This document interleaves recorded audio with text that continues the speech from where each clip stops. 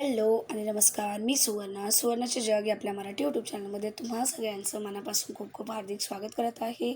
आणि आज आपण बघतोय एक झणझणीत, चमचमीत आणि चवदार, चटकदार अशी महाराष्ट्रीयन स्पेशल मटकीची मिसळ आणि तीही अगदी सोप्या पद्धतीने. बघा दिसायला किती अप्रतिम दिसते आणि अगदी आपण एकदम मोजक्या साहित्यात बनवलेली आहे. तर जर तुम्हाला ही संपूर्ण रेसिपी शिकायची असेल तर प्लीज व्हिडिओला शेवटपर्यंत नक्की बघा. चला तर मग रेसिपीला सुरुवात करूया. तर बघा, सुरुवातीला मी एक कढई घेतलेली आहे. आता त्यामध्ये मी 2 चमचे तेल घातलेलं आहे. आता आपण यामध्ये घालूया तर राई, मोहरी घालायची आहे. यामध्ये मोहरी व्यवस्थित फोडणी बसल्यानंतर यामध्ये घालायचं जिरं. तर जिरं इथे मी 1 चमचा घेतलेला आहे. आता यामध्ये आपण घालूयात कढीपत्ता. तर इथे मी 4-5 पाने कढीपत्त्याचे वापरलेले आहेत आणि त्याने व्यवस्थित काय करायचं आहे बघा, अशा प्रकारे फ्राय होऊन द्यायचं आहे. आता घालायचा आहे कांदा. तर इथे मी 1 ते दीड कांदा घेतलेला आहे, बारीक चिरून घेतलेला आहे एकदम. तर कांदा इथे घालून घ्यायचा आहे आणि याला व्यवस्थित काय करायचं आहे, परतून घ्यायचं आहे मंद आचेवरती. तर बघा, अशा प्रकारे कांद्याला व्यवस्थित काय करायचं, आपल्याला गोल्डन करायचं आहे. तर कांदा व्यवस्थित भाजून झालेला आहे. आता इथे घालायचं आहे आपल्याला आलं लसूणची पेस्ट. तर इथे मी 1 चमचा आलं लसूणची पेस्ट इथे वापरलेली आहे आणि पुन्हा मिश्रण व्यवस्थित परतवून घेते. तर बघा, अशा प्रकारे काय करायचं, याला परतून घ्यायचं आहे एकदम. आता आपल्याला काही यामध्ये घालायचे आहेत सुके मसाले. तर इथे मी घालते 1 चमचा धने पावडर, 1 चमचा जिरं पावडर, अर्धा चमचा हळद, त्यानंतर अर्धा चमचा गरम मसाला, त्यानंतर 1 ते दीड चमचा लाल तिखट. तर तुम्ही लाल तिखट कितपत कमी जास्ती खाता त्या हिशोबाने तुम्ही इथे घालू शकता. आणि सगळे मसाले घालून याला काय करायचं आहे, व्यवस्थित असं परतवून घ्यायचं आहे बघा. तर 2 मिनिटं याला काय करायचं आहे, मीडियम फ्लेमवरती परतवायचं आहे. अजिबात मसाले करपवायचे नाही आहेत. आता इथे घालायचं आपल्याला शिजवलेली मटकी, धुतलेली मटकी. तर शिजवलेली नाही आहे, पण याला मी भिजवून घेतलं होतं. तर भिजवून याला व्यवस्थित मी मोड येईपर्यंत ठेवलं होतं. तर मोड आल्याच्यानंतर आपण याला स्वच्छ धुतलेली आहे आणि तिथे घालायची आहे.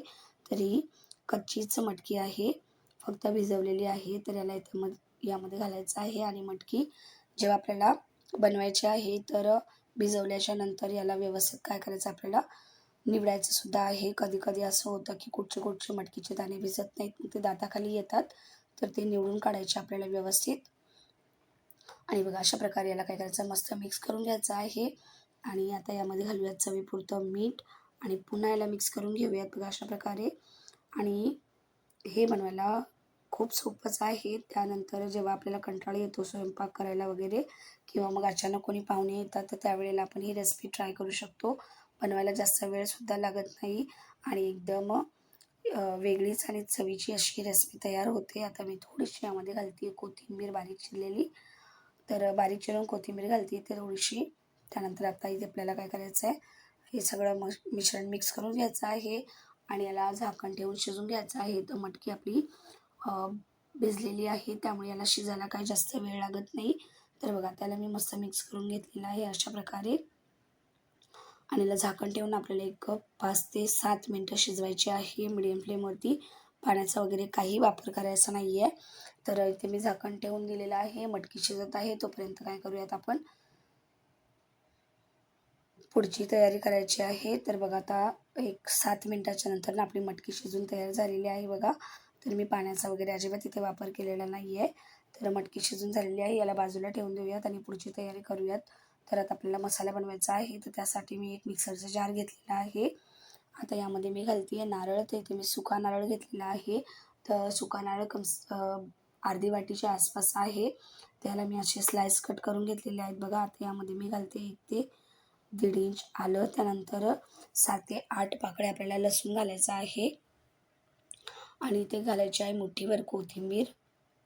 आणि त्यानंतर काय करायचं, याला पाणी घालून वाटून घ्यायचं आहे. तर कितपत पाण्याची गरज पडेल त्या हिशोबाने आपल्याला इथं पाणी घालायचं आहे आणि याला वाटून घ्यायचं आहे बघा. आपण यामध्ये काही जास्त वाटून घेतलेलं नाही आहे.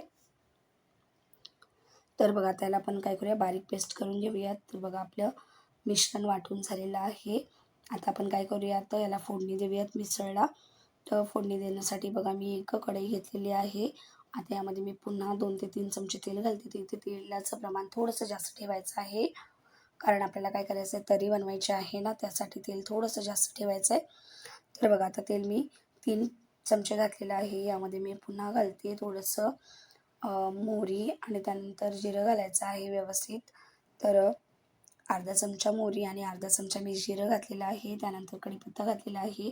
तर उसळमध्ये कढीपत्ता आवर्जून घाला, कारण काय होतं कढीपत्त्याने ना याची चव एकदम अप्रतिम आणि मस्त अशी येते. आता यामध्ये घालायचा आहे बारीक चिरून घातलेला कांदा.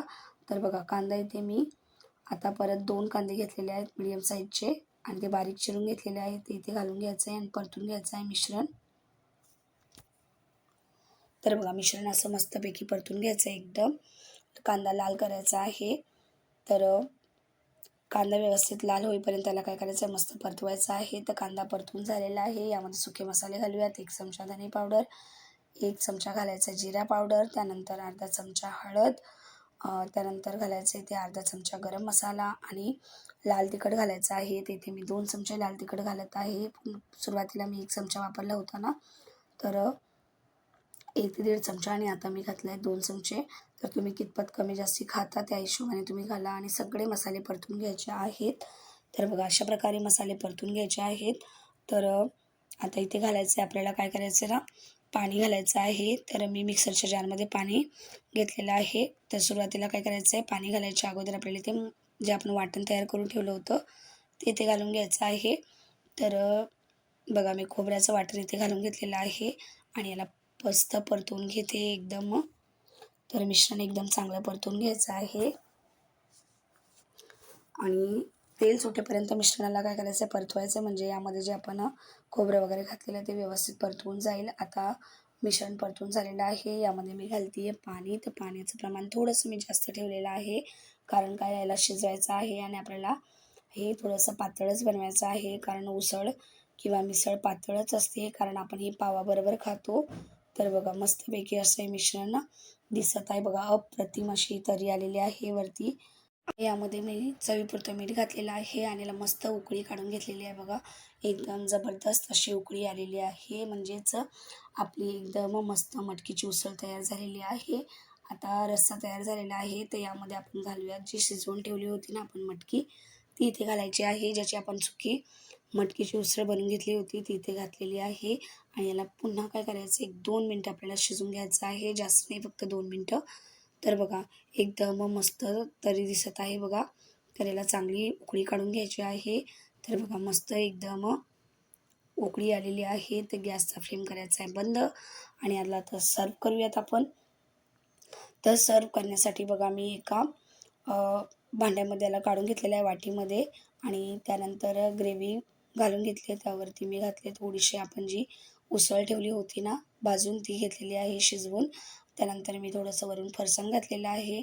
आता यावरती आपण घालूयात बारीक चिरलेला कांदा, थोडीशी कोथिंबीर आणि लिंबू आणि गरमागरम झणझणीत चवदार चटाकेदार अशी ही आपली मिसळ तयार झालेली आहे. तर तुम्ही याला पावाबरोबर सर्व करून एन्जॉय करू शकता. एकदम चविष्ट टेस्टी अशी ही लागते. तर जर तुम्हाला माझी रेसिपी आवडली असेल तर प्लीज व्हिडिओला लाईक करा, शेअर करा, कमेंट करा, सबस्क्राईब करा माझ्या चॅनलला अशाच सोप्या रेसिपी बघण्यासाठी. आणि वेळात वेळ काढून व्हिडिओ बघितल्याबद्दल तुमचे मनापासून खूप खूप धन्यवाद. चला तर मग भेटूयात अशाच एका नवीन रेसिपीमध्ये. तोपर्यंत काळजी घ्या. तोपर्यंत बाय बाय.